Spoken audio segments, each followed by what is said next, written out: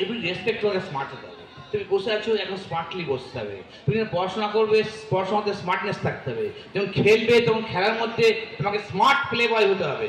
অর্থাৎ স্মার্টনেসটা সর্বদা থাকা দরকার। কিন্তু এস ফর স্মার্টের যে প্রতিটি যে letter SMART, S for specific, M for measurable, A for achievable বা attainable, SMAR, R for realistic and T for time bound.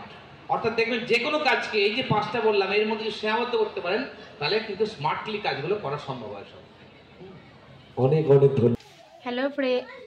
Hello friends, তোমরা সবাই কেমন আছো? আশা করি ভালো আছো। আমিও খুব ভালো আছি। আমার আর যে লাইফ লাইনে তোমাদের সবাইকে স্বাগত।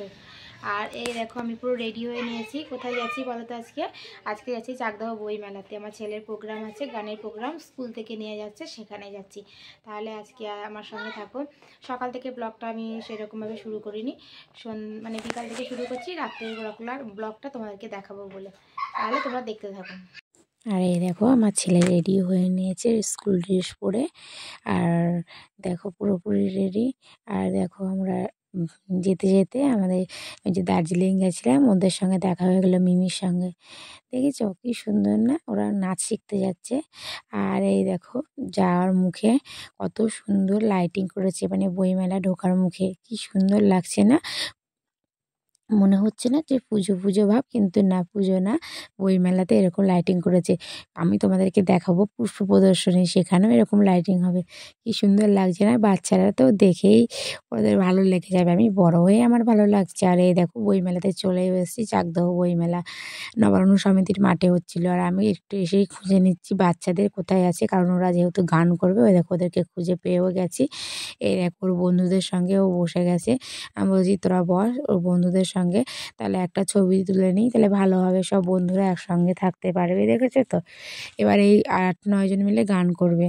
আর সব ওদের মা বাবারা সবাই এসছে, ওরা বসে আছে। এই দেখো এটা আমার বান্ধবী বসে আছে, আর আমি একটু বসে থাকবো, ওদেরকে একটু ভিডিও করে নিলাম। এটা একটা স্মৃতি হিসেবে থাকবে। দেখো আমি আর ঐশিকার মা, মানে আমার ছেলের বান্ধবীর মা, ও দুজন মিলে বসে আছি, আর সব গার্জিয়ানরা পিছনে বসে আছে। পার্থ সরকার এসেছিলেন, উনি কিছু বক্তৃতা দেবেন। সাকসেসের যে SUCCESS, সাকসেস, এই প্রতিটি যে লেটারের মানেটাকে জেনে নিই আমরা। সুইট হোক, হ্যাঁ সুইট।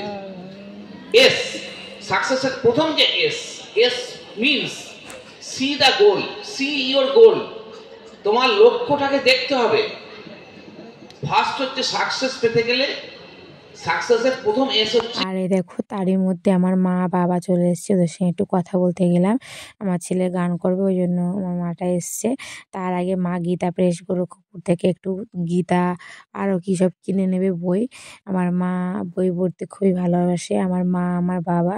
আর এই দেখো এখানে চলে এসছে, এখানে সবই মানে গীতার সম্পর্কে, মানে এরকম ধরনেরই বই আছে, সেগুলো একটু ভিডিও করে নিচ্ছি। আর আমি বেশি বইমেলায় ঘুরতে পারিনি, কারণ ছেলের একটা প্রোগ্রাম হবে, টেনশন আছে কখন প্রোগ্রাম শুরু হয়ে যাবে, তাহলে আমি আর সামনে গিয়ে বসতে পারবো না, মানে আমি দেখতে পারবো না প্রোগ্রামটা। আসল কথা হলো, তাই চারিদিক তোমাদের বই মেলাটার এই দিক মানে হয়েছে, সেটা আমি চারিদিকটা তোমাদেরকে ঘুরিয়ে একটু দেখিয়ে দিলাম। আমরা প্রত্যেক বছরই আসি বই মেলাতে। আর হাসি দেখো মুখ, হাসি মুখের জন্য কোনো পয়সা খরচ হয় না, কিন্তু কিন্তু আমরা হাসতেও কষ্ট পাই। হাসি মুখ, যে দোকানে দেখবেন, যে দোকানদার তার স্মাইলিং ফেস, সে গেলেই হ্যাঁ দাদা কেমন আছেন, আসুন আসুন, দাঁড়ান, সেই দোকানে কিন্তু আমাদের যেতে ইচ্ছা করবে। আর কোনো দোকান আছে দেখবেন প্রচুর ভিড় হয়ে দাঁড়িয়ে আছে, কথাই বলছে না, দাদা মালটা দেন, দাঁড়ান, দেখছেন না লোক আছে, ওয়েট করুন।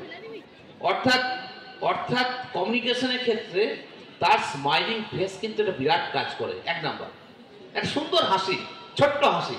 কিন্তু হাসির আবার ব্যাপার আছে, কিন্তু সে কিভাবে হাসবে, কতটা হাসবে, এটা কিন্তু তাকে ভাবতে হবে। কিন্তু খুব জোরে হাসলাম তা না, কিন্তু এই হাসির পরিমাণে, মানে কতটা পরিমাণ হাসবো, কোন ক্ষেত্রে কোন সময় আমি আমার স্মাইলিং থাকবে, এটা কিন্তু ম্যাটার করছে।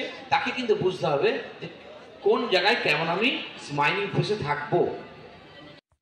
আর এই যে ইনি পার্থ সরকার যে কথাগুলো বললেন, মানে আমাদের নিজেদের সঙ্গে ওতপ্রোতভাবে জড়িয়ে।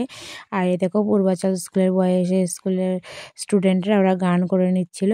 আমি একটু ছবি তুলে নিলাম। তারপর চলে এসছে হ্যাপি হোমের স্টুডেন্ট, মানে আমার ছেলের স্কুলের সব বন্ধু বান্ধবেরা, ওরা গান করবে, তাই ওদেরকে স্টেজে ডেকে নেওয়া হচ্ছে, সেটাই আর কি দেখাচ্ছি।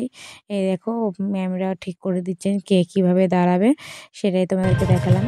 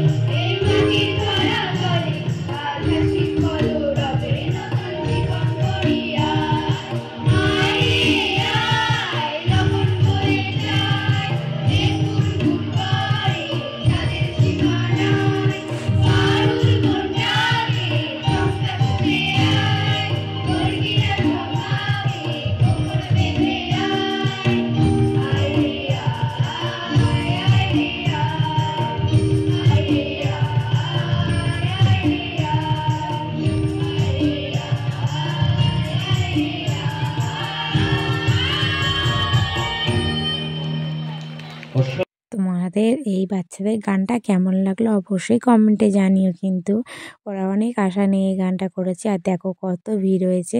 তা আজকে ওদের গান দিয়েই আমি আমার ভিডিওটা শেষ করব। তোমাদের গানটা ভালো লাগলে আমাকে কমেন্টে জানিও, আর আজকের ভিডিওটা যদি ভালো লাগে তাহলে আমাকে তাও কমেন্টে জানিও। আর তারাও তোমাদেরকে শেষ করার আগে, মানে এই ভিডিওটা শেষ করার আগে ননী সোনার সঙ্গে দেখা করিনি, দেখেছো কি সুন্দর ননী এসছে, ও দাদার গান শুনতে এসেছিলো জানো তো। তাই দেখো ওর একটু দুষ্টুমিও করে নিচ্ছে, একটু দুষ্টুমিও করে নিক, তার মধ্যেই আমি আমার ভিডিওটা শেষ করে দেব। আজকের ভিডিওটা আর বড় করব না। ভিডিওটা কেমন লাগলো অবশ্যই কমেন্টে জানিও। যদি একটু ভালো লেগে থাকে তাহলে ভিডিওটাতে লাইক, কমেন্ট, শেয়ার এবং সাবস্ক্রাইব করে আমার পাশে থেকো। আর আজকের ভিডিওটা আমি আর আমার ননী সোনা শেষ করব। দেখো ননী সোনা তোমাদের সবাইকে টাটা জানাচ্ছে।